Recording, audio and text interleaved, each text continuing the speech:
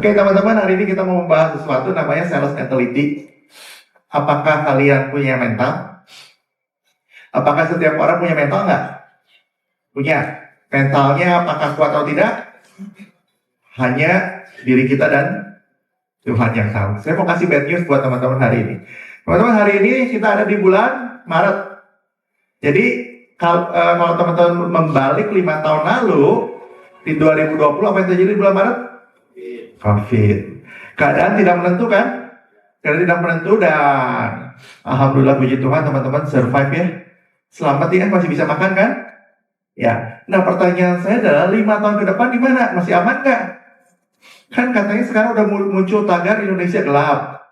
Udah muncul tagar pergi aja dulu. Aman nggak 5 tahun ke depan? Aman nggak 5 tahun ke depan nih? Ya. Nah hari ini teman-teman, dolar saya nggak tahu berapa sekarang, tapi terakhir 16.500 ini persis seperti kondisi 97 ketika dolar tinggi-tingginya. Siap nggak nih teman-teman 5 tahun ke depan lagi nih menjadi seperti apa? Nah oleh karena itu saya mau mencoba, tema kita hari ini adalah sales mentality. Kenapa? Karena semua dimulai dari mental. Mau teman-teman berhasil nggak berhasil, semua dimulai dengan mental. Ya, 5 tahun lagi mau jadi apa itu urusan Tuhan sih sebenarnya. Urusan kita ya mental kita mau dijaga seperti apa. Oke, kita mau bicara tentang sales mentality ya teman-teman. Nah sebelum masuk ke sini teman-teman, 2020 ke 2025 kondisi ekonomi itu parah ya. Saya pernah punya data nggak penjualan properti seperti apa? Menurut teman-teman penjualan properti turun nggak? Ternyata 2020 sampai 2025 penjualan properti tidak. Penjualan properti secara relatif turun iya, tapi tidak sampai jomplang banget. Relatif aman-aman saja naik. Artinya dari data itu mau krisis apapun sabodo amat properti tetap naik. Jadi kalau 5 tahun ke depan mau seperti apa? Properti naik. Indonesia makin gelap? Mungkin, tapi properti makin ramai. Ya tinggal jangan sampai mentalitas kita yang gelap. Teman-teman di mana? E employee, S self employee, B business, E investor. Teman-teman di mana? Hah? E employee, S self employee, B business, E investor. Teman-teman sebelum masuk ke mental, teman-teman sudah tahu mental yang mana teman-teman nih hari ini. Karena 4 ini mentalnya beda-beda semua loh. Yang mana? E employee, S self employee, B business, E investor. Mana? Self employee, B. Hah? Kita lihat ya slide berikutnya. Tadi kan ESBI. Kenapa saya mulai dari sini? Karena kita mau teman-teman mau mental mana? Karena dalam hidup manusia sebenarnya kebagi jadi 4 mental itu aja. Mentalnya nggak banyak-banyak. Yang harus kita lakukan yang 4 mental ini. Nah teman-teman yang salary. Pasti kan? Ada nggak yang kerja nggak dikasih salary? Ada, namanya self employee. Yang kerjanya dikasih komisi. Kalau berhasil kasih duit, nggak berhasil enggak. Kalau B dapat profit. Jadi dapat penghasilan sekian, dikurangin biaya-biaya, nah itu cuannya. Oke? Yang berikutnya lagi kalau investor, ya udah. Biarkan mesinnya berjalan sendiri, dapat pasif income yang lain-lain. Nah, teman-teman di mana nih kalau sekarang? Udah jelas nih?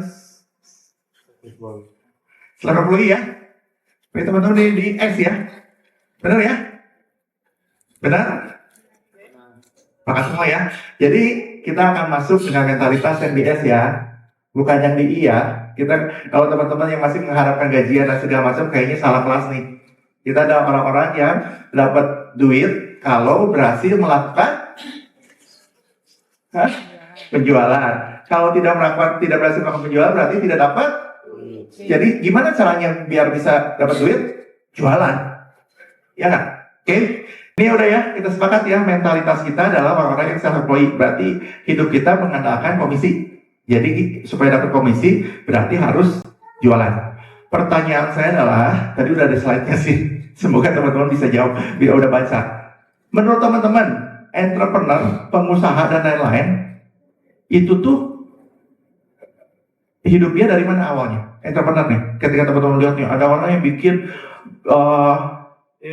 bikin Logitech, ada pengusaha, ada yang bikin mic, ada yang bikin cafe dan segala macam. Entrepreneur nih, mau jadi entrepreneur? Teman-teman mau jadi entrepreneur kan? Nah, kalau jadi entrepreneur, dia awalnya dari mana? Atau ilmunya apa yang harus dikuasai?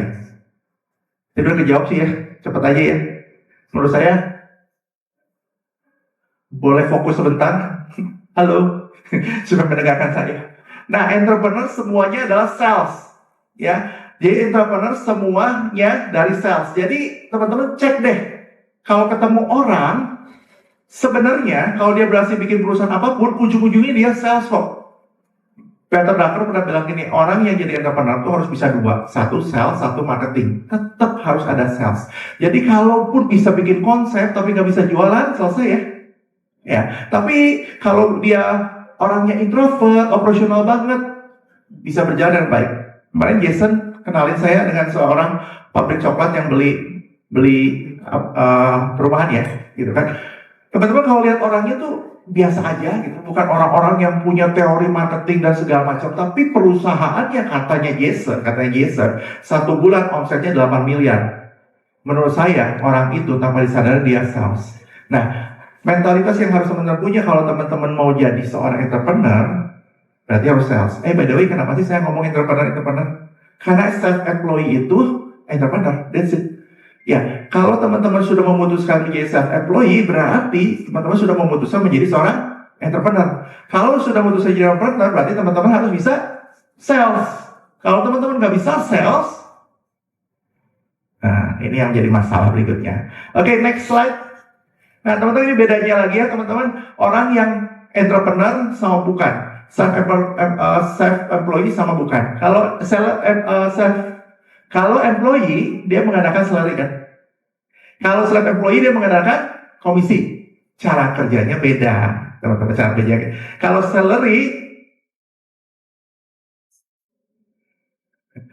salary, productivity. Kalau fee, creativity.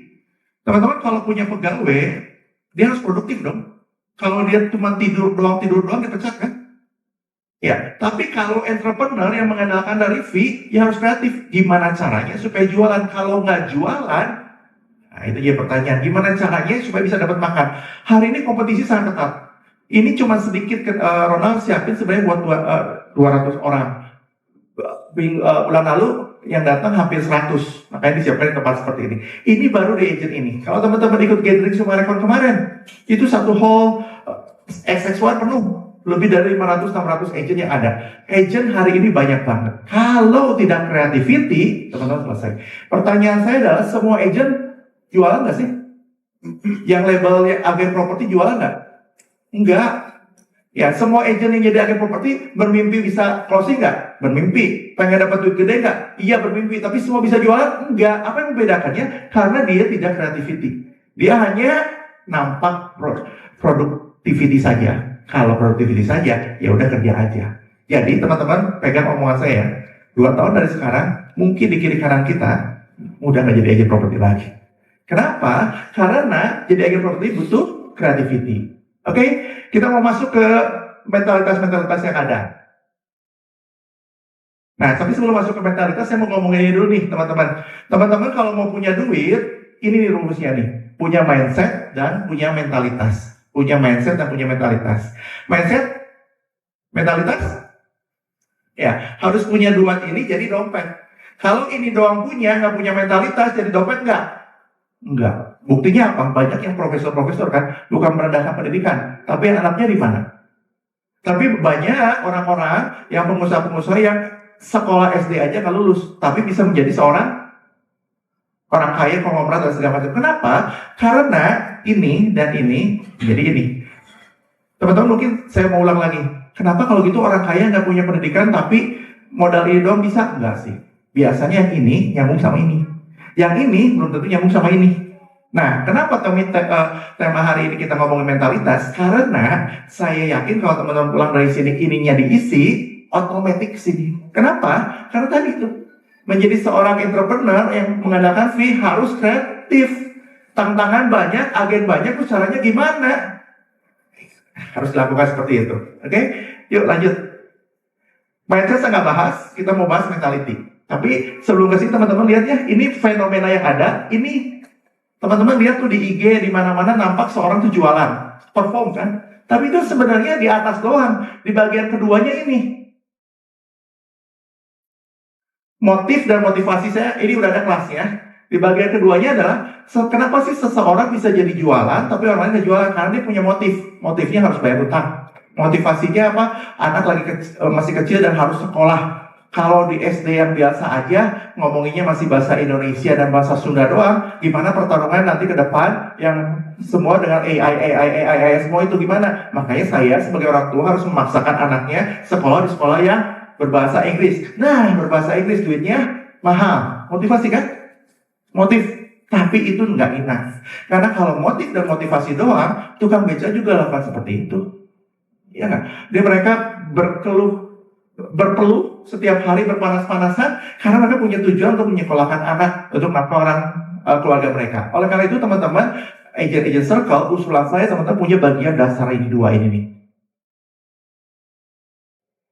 Mentality dan mindset. This is the foundation. Tanpa dua ini teman-teman selesai. Tanpa dua ini teman-teman mau motivasinya apapun selesai. Orang ketika jadi agen properti masuk ke sebuah kantor pasti punya motivasi nggak? Pastilah. Ditanya ngapain? Mau membantu meringankan beban orang tua. Mau ngapain. Tapi kalau dua itu mentality dan mindset nggak dikerjain, ya nggak kemana-mana. Nah hari ini kita mau perjelas mentality. Mentality kita mau perjelas. Karena tadi saya bilang ya, kalau mindset, kalau orang isi mindset belum tentu mentality-nya diisi. Tapi kalau orang isi mentality, pasti mindset-nya diisi. Ayo kita lanjut.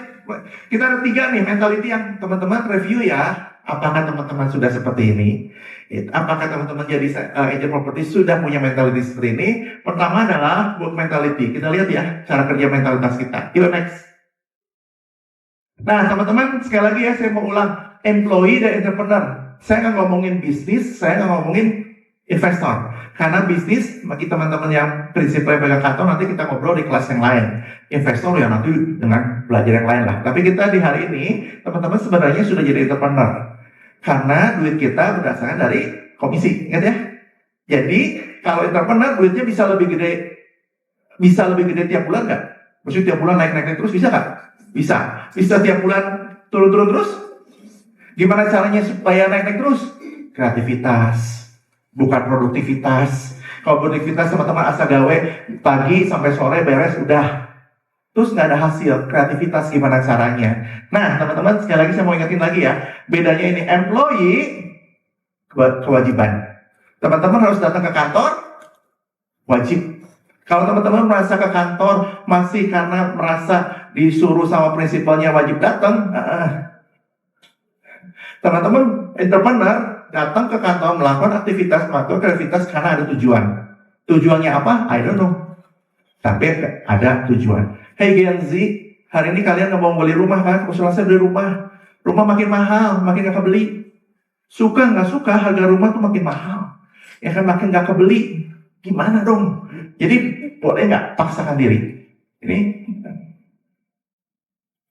oke? Nah teman-teman. Masalahnya hidup manusia punya yang namanya mood, benar ya? Punya namanya mood kan? Kalau orang employee nggak mood, terus ngapain?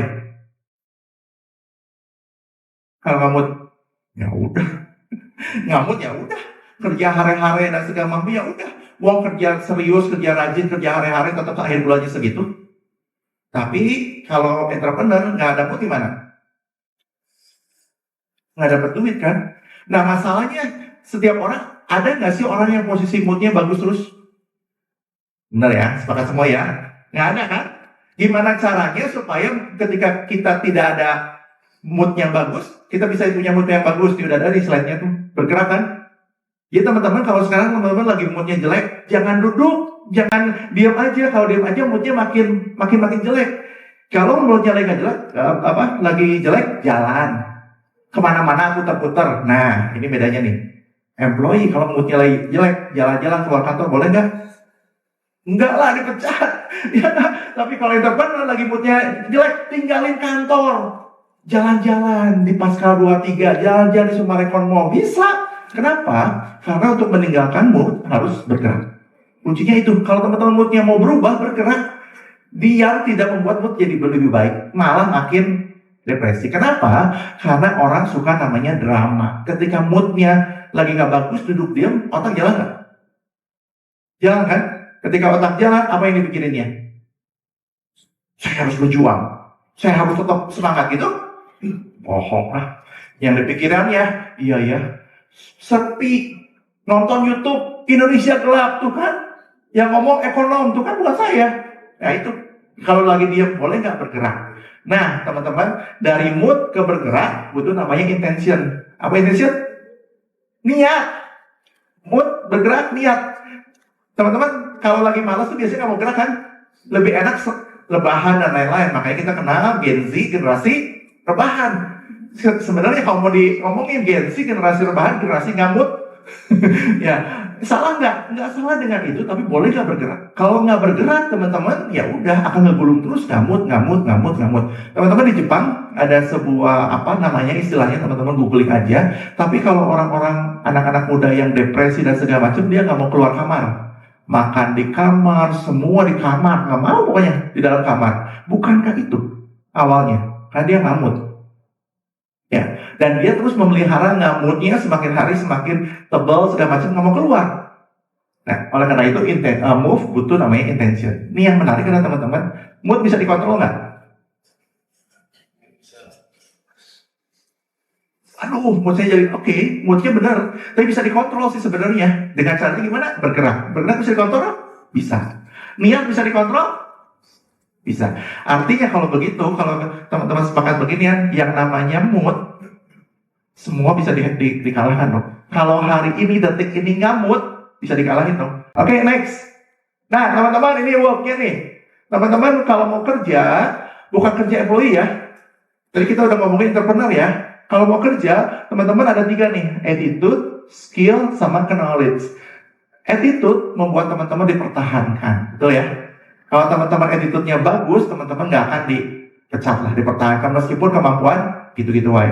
Konsekuensinya, gaji nggak naik. Gitu. Ya. Nah, skill membuat teman-teman dipromosi. Skill membuat teman-teman dipromosi. Kalau dipromosi berarti gaji naik, network naik, semua naik kan? Yang berikutnya ketiga adalah knowledge yang membuat teman-teman punya prestasi, punya jabatan, posisi tertentu. Jadi leader, jadi principal, jadi apapun. Menjadi leader apakah konsekuensinya karena umurnya lebih tua? Enggak kan? Sekarang nggak ada hubungannya umur tua jadi seorang leader, nggak ada hubungannya. Yang ada karena knowledge. Nah teman-teman, attitude ada 2 ya, etika sama ethos. Etika sama ethos. Teman-teman punya etika nggak? Etika tuh cara kita merespon sesuatu. Ethos tuh cara kerja. Nah teman-teman punya yang mana nih? Harus dua-duanya. Etikanya bagus, nggak drama queen, nggak bikin drama, nggak bikin problem terus di kantor. Nah teman-teman dipertahankan nih. Orang-orang yang suka drama mungkin udah dibuang sama kantor itu jauh-jauh. Skill. Kalau mau skill butuh namanya perjuangan. Tanpa perjuangan, emang gampang ningkatin skill? Emang gampang? Enggak loh. Dan yang nyebelin ningkatin skill itu membosankan karena harus pengulangan, membosankan. Gen Z kalau belajar digital marketing benar-benar belajar digital marketing ya, jangan belajar hanya posting doang, membosankan kok. Nge-es, klik membosankan, tapi ya harus berjuangkan dan butuh pengorbanan. Ya, pengetahuan, panjang lagi. Ya, dan kita harus belajar terus menerus, teman-teman. Ya, teman-teman lihat ya, hari ini generasi sudah berubah. Bank udah kayak gini kan sekarang, teater kayak gini gitu kan. Bank investasi cukup besar untuk bikin kayak ginian. Teman-teman kalau di bawah banyak tempelan-tempelan dan lain-lain, semua kan bukankah itu pembelajaran dari bank. Bank ini bank merah loh ya. Kalau bank swasta, ya mungkin kita ngomong. Tapi bank merah juga bertransformasi menjadi begini. Lihat, terjadi perubahan yang sangat signifikan. Lanjut Nah, teman-teman, hari ini teman-teman berdoa nih kepada Yang Maha Kuasa. Ya Tuhan, saya pengen closing. Motif saya closing di properti adalah untuk demi sesuap nasi. Saya pengen closing, ya Tuhan tolonglah supaya closing. Betul ya? Tuhan jawabnya lewat siapa? Tiba-tiba dia ngirim uang nggak? Enggak kan? Lewat orang kan? Setuju ya? Nah orang lihat di lintang kita, terasa kita ngelihat apa tuh? Ngelihat tadi tuh etik sama etos. Ya, kalau lihat kita yang nyebelin, rese dan segala macam, aduh cilaka.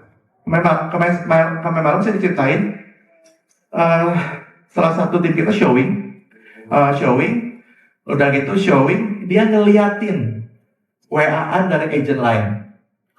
WA dari agent lain, diliatin semua. Dan isinya adalah pushi untuk ngajak showing. Nggak salah dengan itu ya, saya nggak bilang agent itu salah. Cuman tidak pas dengan orang yang diajak showing aja. Wah, pushi dikejar, yang harus pushi kan, sampai tahu nggak? Si agent itu diapain sama si buyer? Diapain? Yang paling gampang sekarang, blok. Ya nggak? Dan udah di blok, diomongin ke kita kan? Jadi diomongin lagi semua. Kebayang kan? Ini saya nggak nyebut nama, kita masih punya etika tidak menyebut nama. Itu si buyer mana ada peduli-pedulinya. Ngomongnya namanya X dan segala macam. Sih, nih, etik dan etos membuat bisnis kita, promosi kita berhenti. Benar kita berdoanya, benar Tuhan kasih rezekinya, tapi kita lupa memperbaiki etik dan etos. Makanya kenapa di kita ada kelas berkala setiap sebulan sekali. Yuk, boleh nggak etos kerja kita, etika kita dirapikan? Kenapa? Karena inilah kunci kita mendapatkan sesuatu. Tadi saya ngomong ya, dia kan ngomong tentang si agent X yang jelek itu, dan akhirnya di blok. Dan semua tahu hari ini, dan mungkin teman-teman dia tahu juga. Pertanyaan saya, kalau agentnya bagus, diomongin nggak sama orang ini? Kemungkinan. Karena tiba orang ini tiba ngomong kan? Tiba bergibah. Akhirnya kalau bagus, di-endorse ke banyak tempat. Kan ini kan yang menarik tuh. Oke, lanjut. Berikutnya ya, tadi work mentality, teman-teman. Yang bagian terakhir yang saya mau coba teman-teman sekali lagi highlight. Boleh nggak? Teman-teman hari ini pasti berdoa pengen closing, yakin 1000%. Tuhan kasih rezeki kok, yakin 1000%. Tapi etik dan etosnya itu sesuatu yang harus kita PR-in. Nah, itu mentalitasnya kita. Ketika closingnya nggak ada, kita punya etika yang baik kan? Ketika closingnya nggak ada, kita punya etos yang baik kan? Itu yang menjadi pertanyaan kita.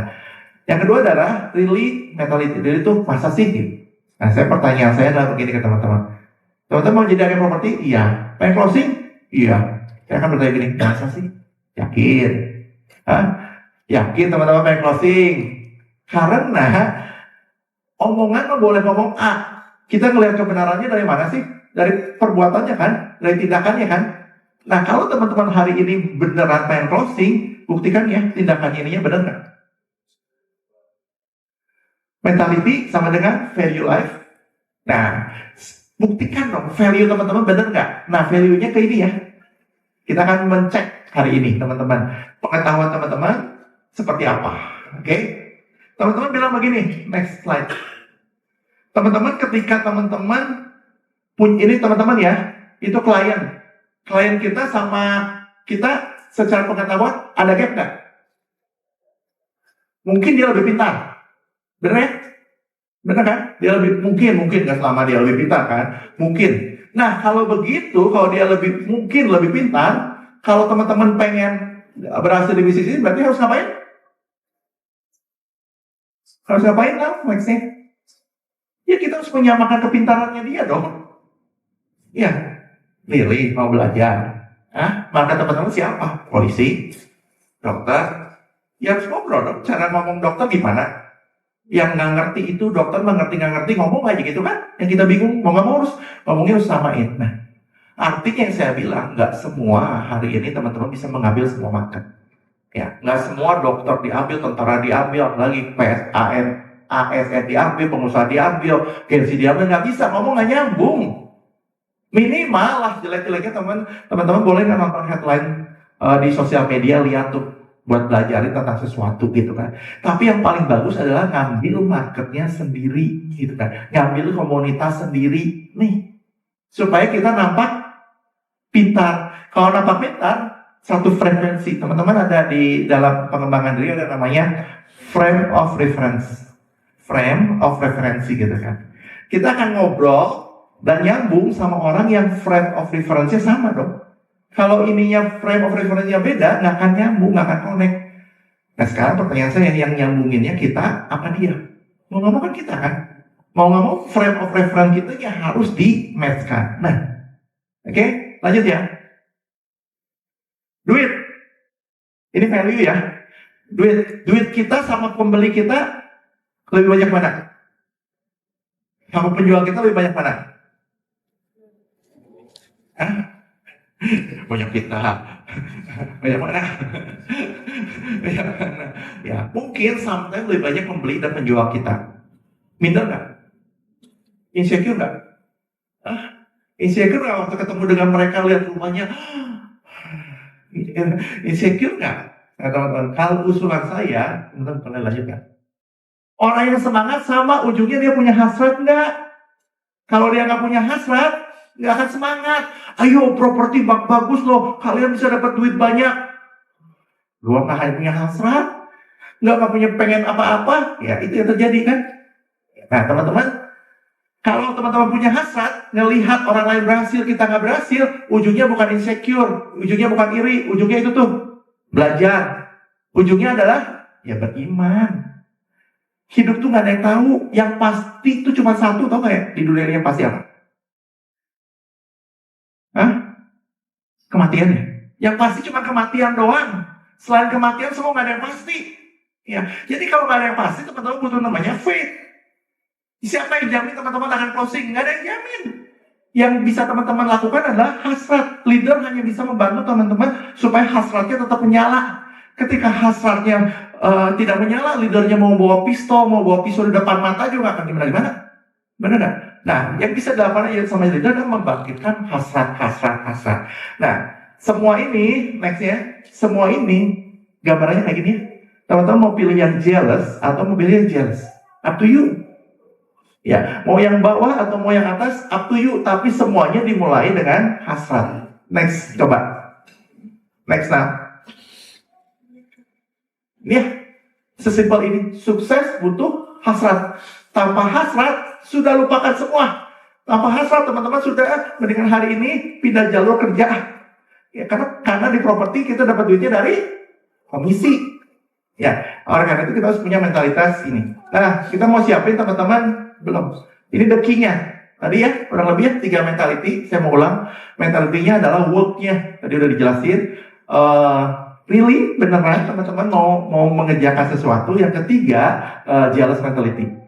Yang jealous mentality, tolong teman-teman cerna, renungkan. Karena ini menurut saya, ujung kita berhasil atau gagal di bisnis ini.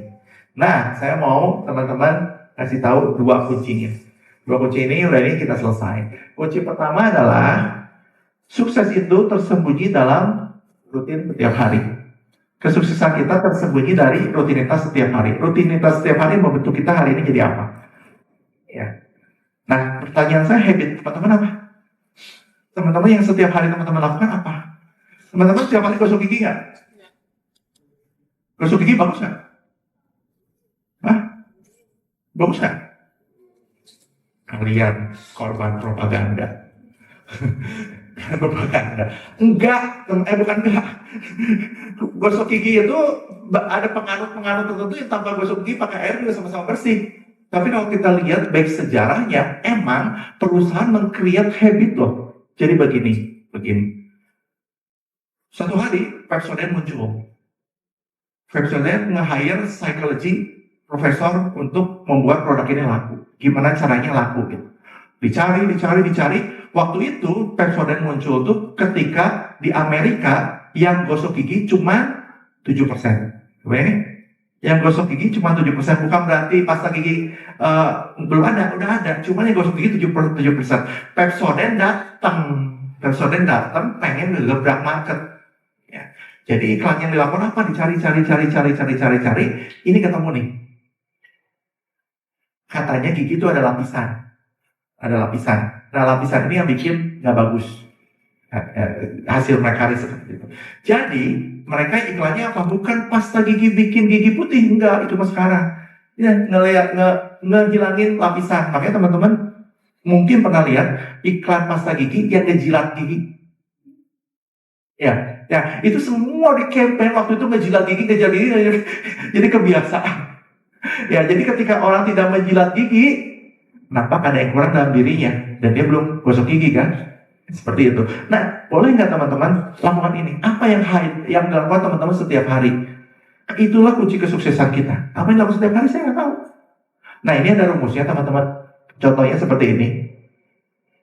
Ini rumusnya. Teman-teman mau habit bisa dirubah nggak? Nggak bisa.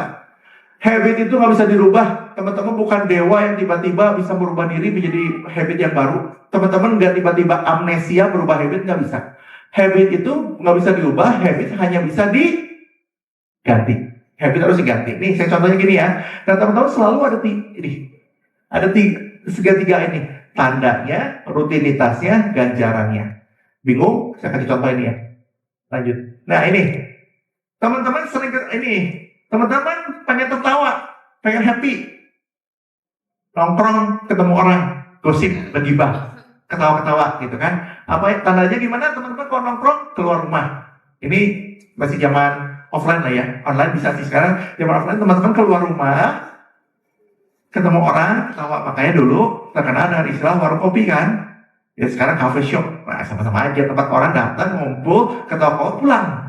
Happy, feel happy. Teman-teman akan ngidam perasaan happy. Ngobrol sama si orang itu enak. Gitu ya. Nah, boleh nggak? Kalau teman-teman punya habit ini bisa bikin teman-teman banyak duit kalau di properti. Caranya gimana? Nggak harus diubah, nggak harus diganti, hanya dirubah salah satunya aja. Contoh, ayo. Di closing pengen kita di properti pengen dapat duit kan? Benar nggak? Ketika dapat duit, ngidam closing tuh enak banget kan? Begitu closing dapat duit tuh bahagia banget, meskipun bahagianya sesaat ya. Yang diomongin sama teman-teman pasti kegagalan closingnya kan? Ya, ketika dapat duit tuh nggak ngomong-ngomong kan? Tapi ketika leadnya nggak ada, menjadi alasan ke leadernya nggak ada lead dan segala macam. Nah, seperti itu. Apa yang dilakukan? Ini nggak merubah habit ya? Ini nggak merubah habit, hanya mengganti doang. Teman-teman menurut saya, tadi nongkrong kan, ini ketemu orang aja. Karena duit itu datangnya dari orang kan? Tadi kita udah bahas. Duit itu datangnya dari orang kan? Berarti teman-teman harus ketemu orang dong. Caranya ketemu orang, keluar.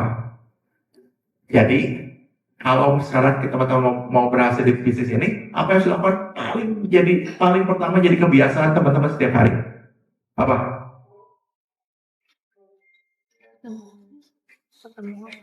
Keluar rumah aja setiap hari.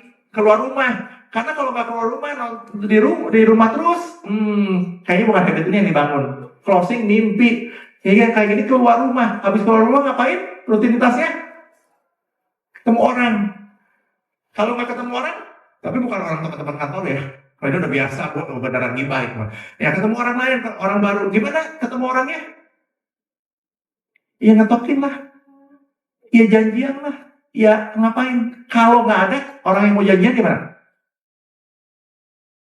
Usulan saya tetap keluar rumah, pergi ke cafe shop. Kalau duit teman-teman terbatas, cari coffee shop yang harganya 15.000, 12.000, 10.000. Pinjam wifi-nya kan, wifi mana ada kan? Yang apa sama dia buka IG, klik pengusaha, muncul semua kan? DM-in aja, chat-chatin aja, influencer chat-chatin, ini ketemu orang. Ya, jangan di rumah, saya nggak ada showing di hari ini, udahlah di rumah nonton dulu film. Nggak akan berhasil. Nah, kalau teman-teman lakukan ini, percayalah ujungnya akan itu kok.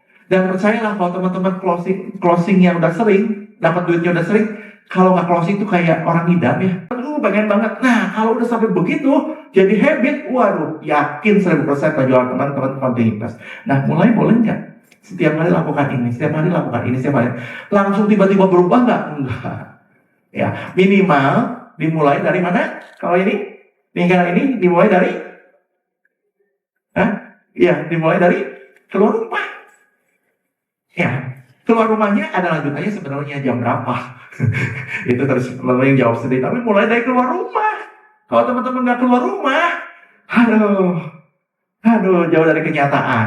Iya, oke? Ini yang pertama, key pertama. Key kedua ini, self-talk, create your reality. Ngobrol sama diri sendiri.